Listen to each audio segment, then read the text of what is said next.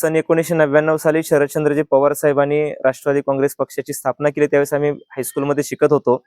त्यानंतर 2004 नंतर आम्हाला मतदानाचा अधिकार मिळाला आणि आमचा राष्ट्रवादी काँग्रेस पक्षाशी थेट संपर्क यायला सुरुवात झाली.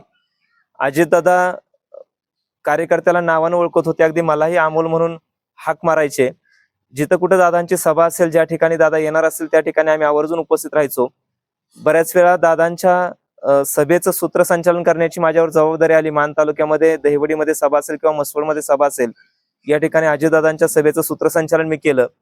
अगदी नजरेमध्ये दादांच्या धाक होता, पण प्रेमळ असं भावी होता. एक माझा घडलेला प्रसंग असा आहे. 2012 साली मी ग्रामपंचायत सदस्य होतो आणि अजितदादा राज्याचे ऊर्जा मंत्री होते.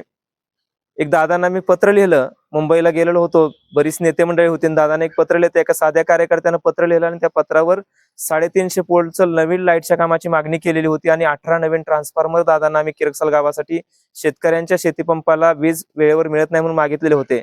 मला सांगायला म्हणजे माझं मन भरून आलंय. दादाने ते एका पत्रावर लगेच रिमार्क मारला, प्राधान्याने तात्काळ कामं पूर्ण करावेत आणि 2च महिन्यामध्ये आमची 350 पोलची नवीन लाईटची कामं आणि 18 ट्रान्सफॉर्मर किरकसालमधील शेतकऱ्यांना दादांनी त्यावेळेस उपलब्ध करून दिले. की आमच्या गावात दादांनी केलेलं फार मोठं काम आहे, जे सांगण्यासारखं काम आहे. असं फार मोठं ते काम आहे, ज्याच्या माध्यमातून परत आम्हाला नवीन ट्रान्सफॉर्मरची कधीच गरज लागली नाही.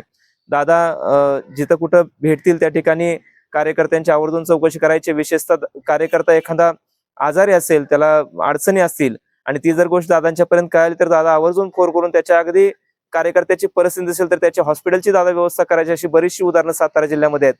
दादांचं सातारा जिल्ह्यावर विशेष प्रेम होतं. दादांनी सातारा जिल्ह्याचं पालकमंत्रीपद भूषवलेलं होतं. असे दादा आज आपल्यातून निघून गेलेले आहेत. दादांना आमच्या आदर्शगाव किरकसाल परिवाराच्या वतीनं, विशेषतः किरकसालमधील शेतकऱ्यांच्या वतीनं दादा भावपूर्ण श्रद्धांजली. तुमचा जन्म परत या महाराष्ट्रामध्ये व्हावा, कोणाच्या तरी पोटी जन्माला आपण यावं अशी देवाला साकडा आहे. देव इतका निष्ठुर का झाला हेही आम्हाला आता कळणं झालंय. दादांच्या आणि माझ्या जीवनातले एक 2-3 प्रसंग मला आठवत आहेत. एक प्रसंग पहिला आहे तो वडूज या ठिकाणचा आहे. सन्माननीय बंडा गोडसे सर यांच्या घरी दादा आलेले होते आणि त्या ठिकाणी दादांशी भेट माझी झाली. त्यावेळेस दादांनी माझ्यावर जो प्रसंग ओढवला त्याच्यामध्ये माझ्या पाठीमागं खंबीर उभं राहण्याचं, म्हणजे बाप जसा मुलाच्या पाठीमागं उभा राहतो तसा हा अजितदादा बाप माणूस होते. ते माझ्या पाठीमागं त्या विषयामध्ये माझ्या पाठीमागं खंबीरपणाने उभे राहिले. दुसरा प्रसंग माझा आला तो फलटण या ठिकाणी आला. सन्माननीय श्रीमंत रामराजे नाईक निंबाळकर साहेबांच्या त्यांच्या फलटण या शहरामध्ये मिटिंग आयोजित केली होती. त्या ठिकाणी दादांशी माझं बोलणं झालं. त्यावेळेस दादाने आदर्शगाव किरकसाल घडवताना किरकसाल कसं असायला पाहिजे, त्याच्यामध्ये काय काय गोष्टी व्हायला पाहिजे त्या संबंधाने मला सूचना केल्या. त्यावेळेस अजितदादा सत्तेत नव्हते, परंतु दादांनी मला सूचना करून जी मदत लागेल ते मदत करण्याचं आश्वासन दिलं आणि दादांनी मदतही बऱ्याच वेळा केली. त्यानंतर मग बऱ्याच वेळा सभा ज्या ठिकाणी दहिवडीमध्ये असेल, मसवडमध्ये, त्यावेळेस माझा दादांचा संपर्क आला. बऱ्याच वेळा भाषणाची नावं मला दिलेली असायची आणि मी यादी दादांच्याकडे घेऊन जायचो आणि दादा मला म्हणायचे, अमोल हे भाषण कट कर, हे भाषण घ्यायला पाहिजे, हे भाषण रद्द करावे लागेल, अशा दादा मला सूचना करायचे आणि दादांच्या सूचनांचं पालन मी करायचो.